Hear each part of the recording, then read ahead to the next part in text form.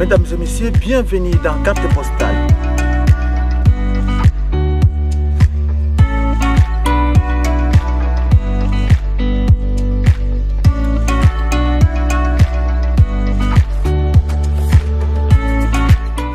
Mesdames et messieurs, bienvenue dans ce nouveau numéro de l'émission Carte Postale.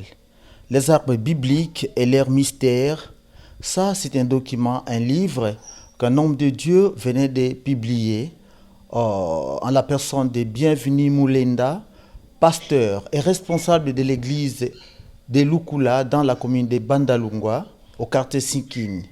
Bonjour pasteur. Bonjour monsieur le journaliste. Vous êtes l'auteur d'un livre que vous avez intitulé La révélation des mystères des arbres bibliques. Interprétation des symbolismes. Voilà. D'emblée, qu'est-ce que vous voulez me dire à travers ces titres d'abord? À travers ces titres, nous amenons beaucoup de connaissances au fait. Parce que nous avons découvert que par les arbres, il y a des messages que Dieu a codés. Dieu est passé par les arbres afin de nous réserver des messages que l'Église est censée connaître aujourd'hui. Par les arbres, vous avez le message du salut. Par les arbres, vous avez le message de la délivrance. Par les arbres, vous avez au fait tout, même le message de guérison. Par les arbres. C'est ainsi que nous avons dit, nous nous sommes donné le temps de questionner chaque arbre dans la Bible. Cet arbre-là, quel est le message que Dieu, en se servant de cet arbre-là, voulait nous communiquer? Je donne un exemple. Dieu avait toutes les possibilités de parler depuis les cieux et Moïse devait l'écouter. Mais Dieu descend. Il se saisit d'un buisson qui est tout en feu, mais le buisson ne se brûle pas. Au travers de ce buisson, il parle à Moïse. Il parle à Moïse. Ça voulait dire quoi? Le buisson là voulait dire quoi? Le feu là qui est descendu, qui ne consume. Pourquoi est-ce qu'on sait généralement que le feu consume? Mais le feu n'a pas pu consumer le buisson. Mais au travers de ce buisson, Dieu parle à Moïse. Dieu communique avec Moïse. Ça veut dire quoi? L'ensemble de tout ce qui est dans la Bible, à ce qui concerne les arbres, c'était l'ombre des biens à venir. C'était l'image des choses à venir. C'était la représentation des choses qui doivent être expliquées aujourd'hui. Voilà à peu près ce qui est là-bas. C'est beaucoup de choses à la fois. Hein?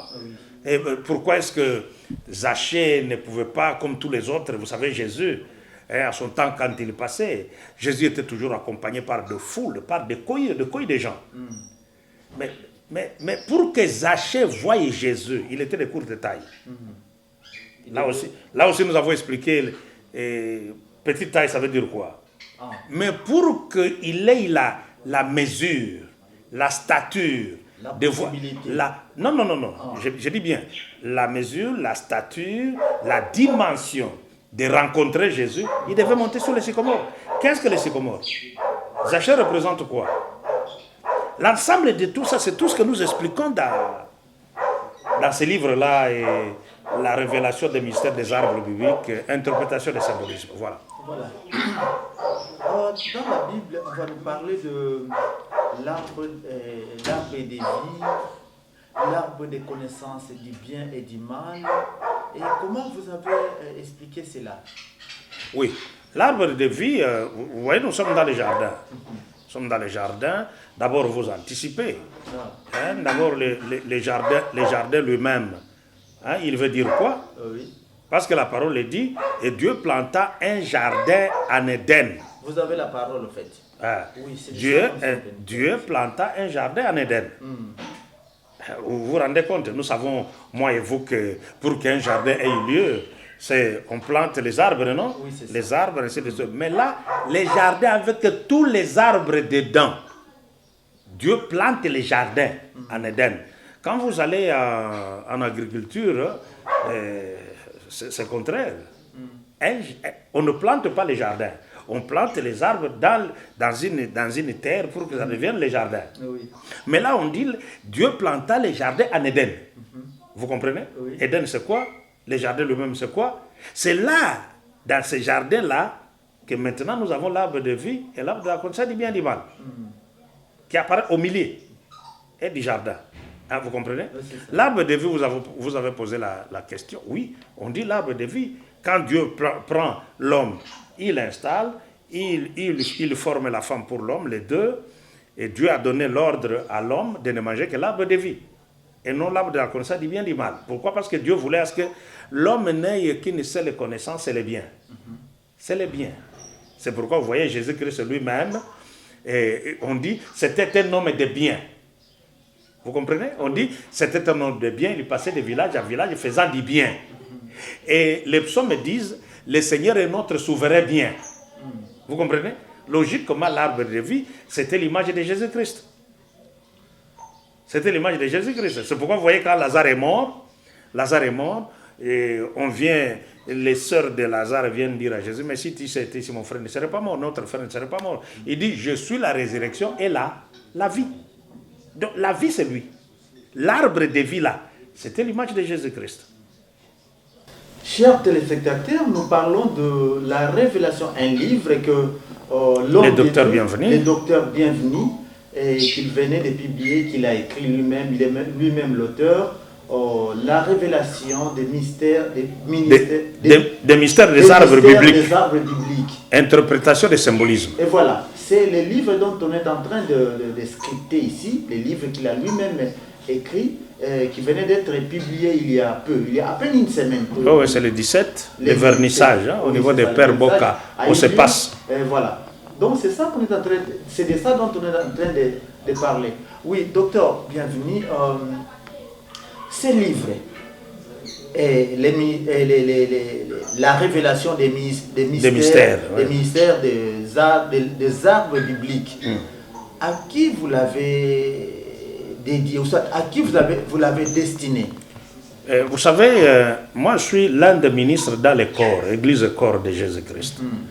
En réalité, les connaissances que nous avons, c'est que le Seigneur nous a destiné, nous a donné, les potentialités et l'ouverture d'esprit que le Seigneur nous a donné, la mesure de la connaissance que le Seigneur nous a accordée, c'est utile pour le peuple.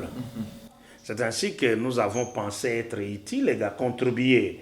Nous avons mis ça à la portée des hommes de Dieu, à la portée des fidèles, et même des kyriés qui peuvent découvrir la richesse que Dieu a réservée par les arbres. Regardez, est-ce que les gens se sont déjà posé la question, Ézéchias est malade. Dieu dit, bon, tu vas mourir de cette maladie, tu ne ça. Et Ézéchias pleure, le prophète vient, donc je vais t'ajouter 15 ans. Vous comprenez? Est-ce que les gens se sont déjà demandé comment est-ce que Ézéchias était guéri?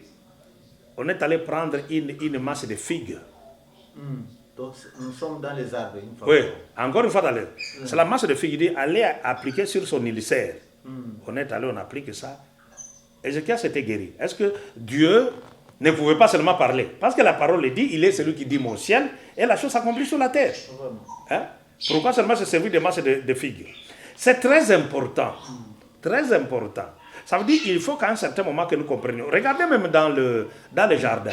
La parole dit, un fleuve sortait de l'Éden.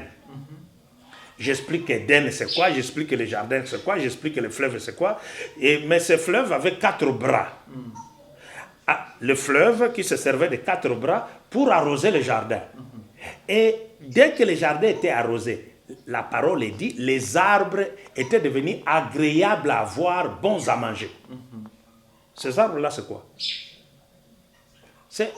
Il faut qu'on connaisse ça. Aujourd'hui, vous savez, après d'abord les arbres, le fleuve qui arrose les arbres du jardin par les 4 bras, nous avons dit le fleuve c'est le Saint-Esprit, Jean chapitre 7 verset 38 à 39, et les 4 bras, c'est ce que nous avons vu encore une fois par un Corinthien, et c'est l'apôtre Paul qui parle, c'est la révélation, c'est la connaissance, c'est la doctrine, c'est la prophétie.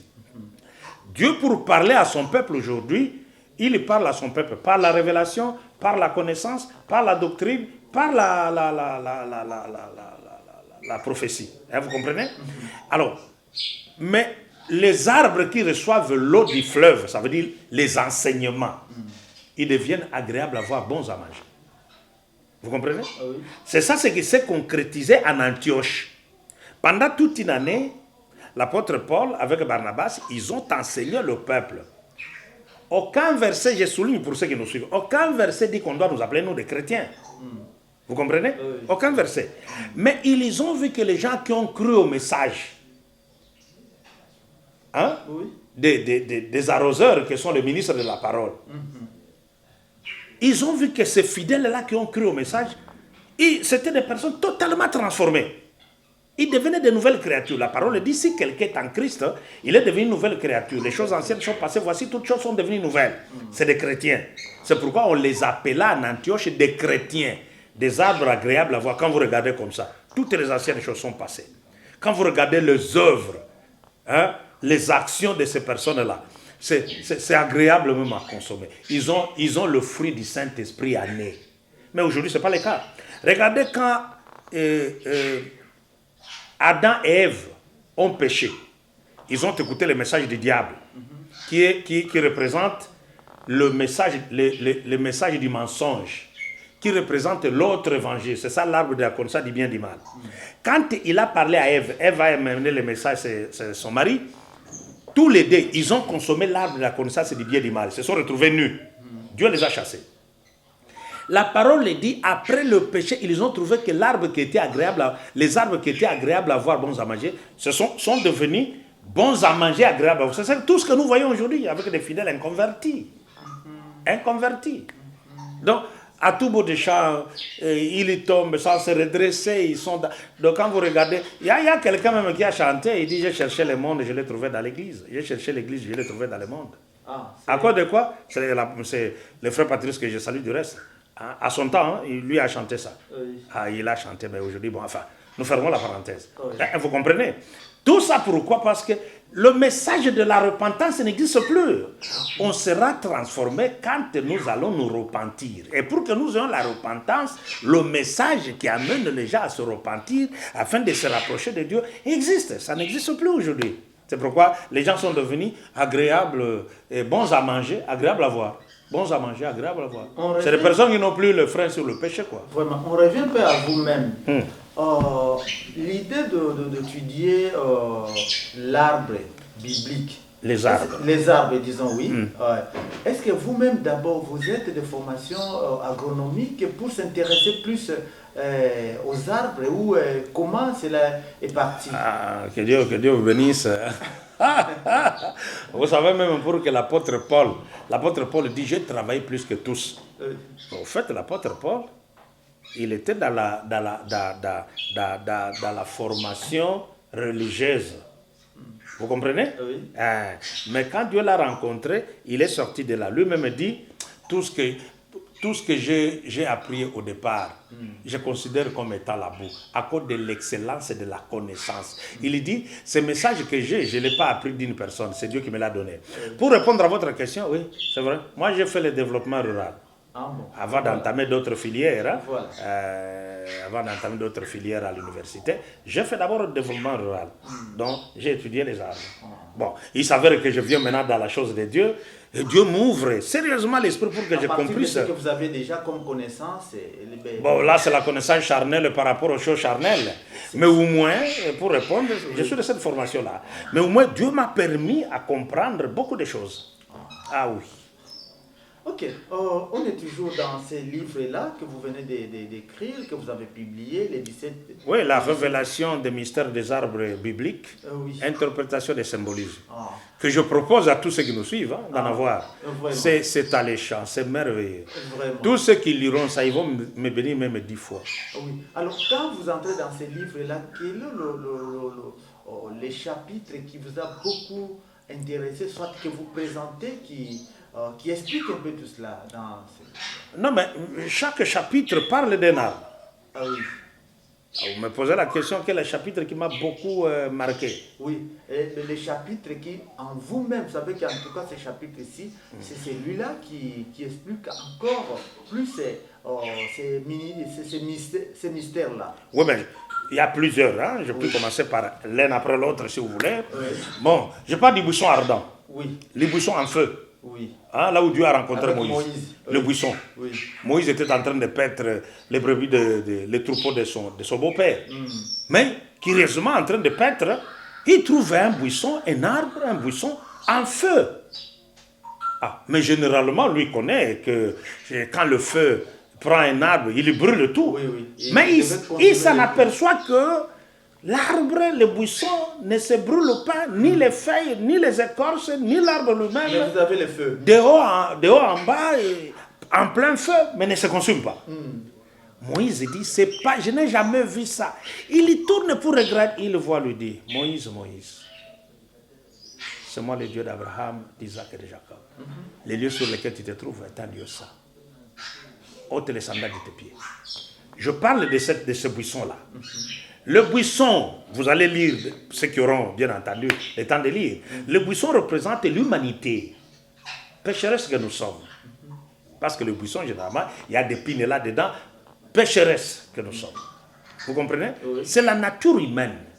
Vous savez, Moïse, quand Moïse il dit au Seigneur, montre-moi ta gloire, celle me suffit. Dieu dit, tu ne verras pas ma gloire, tu ne verras pas ma face. Si tu vois ma face, tu vas mourir. Bon, je te permets néanmoins de faire quelque chose. Il le prend, il le cache dans un creux de rocher. Dieu passe, il enlève la main, il dit, tu ne verras que mon derrière. Parce que mon devant, si tu vois, tu vas mourir. Tu comprends? Personne ne pouvait voir le Seigneur tout en étant dans l'état du péché et vivre. C'était difficile. Mais maintenant, regardez. Oui. Dieu se sert maintenant du buisson pour parler à l'homme, l'homme pécheur, pour l'appeler à la repentance, pour l'appeler à la conversion. C'est ce qui s'est réalisé les jours de Pentecôte. Le Seigneur est descendu. Il a revêtu chaque personne qui était le jour de la Pentecôte. La parole dit, la langue semblable aux langues de feu apparurent, séparées les unes les autres. Ils étaient pleins du feu jusque sous leur tête. Mais ça ne les brûlait pas. Donc ça venait juste pour détruire, pour consumer la nature adamique, la nature pécheresse, afin qu'ils aient maintenant la nature de Dieu au travers duquel Dieu doit parler. C'est comme ça que Dieu parlait au travers du buisson pour dire qu'aujourd'hui, Dieu parle au travers des hommes qu'il a choisis. Vous comprenez? Oui. Regardez, l'apôtre Paul lui-même, il allait à Damas là-bas pour persécuter l'église. Chemin faisant, il rencontre le Seigneur. Une forte lumière le frappe. Il est tombé par terre. Les yeux même étaient foutus. Oui. Hein, les écailles ont couvert. Vous comprenez? Quand il est allé là-bas, on a prié pour lui, les écailles sont tombées. C'était un meilleur serviteur de Dieu. Mais la lumière. Donc, je vais simplement montrer qu'aujourd'hui, le Seigneur se sert des personnes qu'il a appelées, des personnes qu'il a prédestinées. Il le revêt comme un habit. L'apôtre Paul a dit, revêtez-vous de Jésus-Christ. Jésus-Christ, dont vous voyez là-bas, c'était du feu incroyable. Rappelez-vous le jour de la transfiguration. Mais la parole dit, il n'y a jamais eu une lumière aussi comme ce que les autres ont vu le jour de la transfiguration. Vous comprenez? Donc, par exemple, c'est cela. Quand nous allons vers les sycomores, les sycomores, celui qui a amené les sycomores à Jérusalem, c'est Salomon. Or, le vrai Salomon, c'est Jésus-Christ. Jésus lui-même dit, il y a quelque chose de plus grand que Salomon ici. Vous comprenez? Salomon, ça veut dire le pacifique, celui qui amène la paix. Or, Jésus dit, je vous donne ma paix, je vous donne la paix, je vous donne ma paix. Vous comprenez? Donc, le vrai Salomon, c'est Jésus-Christ. Celui qui a planté les sycomores dans des plaines et sur les grandes routes, au bord des grandes routes. Comme ornement. Ah bah, enfin, bon, vous comme ornement, moi je comprends autre chose. Je suis en train d'expliquer. Je suis en train d'expliquer. Oui. Autour des grandes routes, des grandes artères, il y avait des sycomores. Or, Jésus vient comme les chemins, la vérité et la vie. Vous comprenez? Ça veut dire, autour du chemin qui est Jésus-Christ, il doit y avoir des sycomores. Des sycomores qui ont le devoir ou l'obligation de faire voir à tous ceux qui montent sur ces sycomores Jésus-Christ. Qui sont-ils? Zachée représente le monde pécheresse. Zachée représente tous ceux-là qui sont restés longtemps dans la vie du péché, mais qui, en venant dans le Seigneur, ils veulent voir Jésus, ils doivent monter sur les sycomores. Les sycomores, ce sont les hommes de Dieu. Quand vous montez sur un homme de Dieu, vous devez voir Jésus-Christ. Vous comprenez? C'est pourquoi, quand Zachée est monté sur les sycomores, il a vu Jésus. Jésus, en arrivant là-bas, il dit, Zachée, descend. Il descend. Mais ce qui est curieux aujourd'hui, beaucoup de fidèles sont montés sur les sycomores, ils sont restés sur les sycomores. Jésus a fait descendre Zachée du sycomore. Descends pour me suivre. Mais beaucoup de fidèles écoutent le message. Au lieu de voir celui qui parle au travers des hommes, ils sont restés sur les sycomores. Ils sont restés sur les hommes. Ce sont tous ces fanatiques que vous voyez. Ce sont tous ces prosélytes que vous voyez. C'est pourquoi plusieurs ont fait de leurs ministres, de leurs serviteurs de Dieu, des dieux, des prophètes de dernier temps de la fin, des hommes exceptionnels. Mais Jésus a dit à Zachée, descends, le salut va entrer aujourd'hui dans ta maison. Vous comprenez? Moi, je ne suis qu'un simple instrument au travers duquel le peuple doit montrer pour voir Jésus. Dès qu'ils ont vu Jésus, ils doivent descendre pour suivre Jésus. Ils ne peuvent pas me suivre moi. Vous comprenez? C'est le message que nous avons parlé là-bas. Je parle également de l'arbre planté près des eaux. Ça veut dire ces personnes-là choisies qui doivent demeurer à côté de la parole, qui doivent marcher par le Saint-Esprit, qui doivent être à côté du Saint-Esprit, qui doivent marcher par le Saint-Esprit. La parole dit, ces arbres-là ne flétrissent jamais. Même pendant la saison sèche, ils ont toujours les feuilles bonnes, ça veut dire l'extérieur qui apparaît bien, et même l'intérieur aussi qui est bon. Vous comprenez, nous parlons de ces fidèles-là qui ont accepté la parole, qui sont restés à côté de la parole de Dieu. Donc l'ensemble de tout ça, c'est tout ce que nous parlons dans ces livres-là. Alors, ces livres-là, dont vous êtes l'auteur, Ouais. et comment vous l'intitulez encore? La révélation des mystères. Des arbres bibliques, interprétation des symbolismes. Des symbolismes, voilà. Alors, aujourd'hui là, les livres est déjà Sur le marché. sur le marché. Où ils en trouveront-ils? D'abord. Ceux qui en veulent. Alors, ceux qui veulent le trouver, ils n'ont qu'à me contacter. Hein, mon numéro, ils ont mon numéro. Oui. Ils vont avoir ça, 082, pour ceux qui sont à l'extérieur, plus 243, 82, 677, 76, 83. Plus 243, 82, 677, 76, 83. Si ils me contactent, à ce moment-là, je vais les orienter pour que... ça va se retrouver dans plusieurs supermarchés de la place ici. Hein? Donc, même en Europe, là, il y aura des lieux que nous allons trouver où ça sera exposé. Je reçois beaucoup de demandes. Beaucoup de demandes pour quelques hommes qui ont eu à lire les livres-là. Mais jusqu'aujourd'hui, je continue encore. Le stock d'ailleurs qu'on a produit, c'est fini. Il y a encore un autre stock qui est en train d'ici là, nous aurons un autre stock. Alors, les acheteurs qui sont jusque-là, parmi les acheteurs, qui sont-ils? Des pasteurs? En tout cas, beaucoup de pasteurs ont acheté. Beaucoup de fidèles ont acheté. Aussi quelques curieux, parce que je ne pouvais pas demander ce jour-là lors du vernissage, oui. Vous êtes qui pour acheter? Non, des personnes sont arrivées. Nous, on a exposé. Hein? Et ceux qui ont trouvé intéressant, mais ceux qui lisent, ils nous disent, mais c'est extraordinaire. C'est extraordinaire. En fait, il y a le second volume qui va sortir. Hein? Nous parlons des cèdres du Liban, nous parlons même du tabernacle, l'arbre même, le bois même qui a été utilisé. Nous parlons de tous les arbres, en fait. Il y aura jusqu'à 3e volume. Alors, s'il faudrait encore revenir sur cette question, qu'est-ce qui vous a vraiment motivé de parler rien que des arbres? Qu'est-ce qui vous a vraiment motivé? Ah oui. La motivation, il y a quelqu'un qui m'a posé la question. Le titre apparaît très philosophique, mais quand vous entrez dedans, il n'y a rien de philosophie. Nous parlons vraiment des arbres, il n'y a rien de philosophie. Qu'est-ce qui m'a poussé? D'abord, en tant que lecteur de la Bible, en tant que ministre de la parole, je dois lire la parole. Oui. Mais il s'avère que j'ai trouvé beaucoup de choses à la fois. Je vous ai parlé de Moïse, du buisson en feu qui ne se brûlait pas. Dieu doit parler. Pourquoi Dieu n'a-t-il pas parlé au ciel? Moïse devait l'écouter. Pourquoi seulement se charger du buisson pour parler? Ça veut dire un langage. Il y a un code là. Je devais décoder ça. Hein, vous comprenez? Bon, et Zachée comme tous les autres. Mais pour voir Jésus. Mais Jésus marchait avec des gens. Pourquoi il ne pouvait pas aller devant Jésus? s'agenouiller là-bas le voir. Il devait monter sur le sycomore. Pourquoi seulement sur le sycomore? Pourquoi pas sur un manguier? Pourquoi pas sur un safoutier?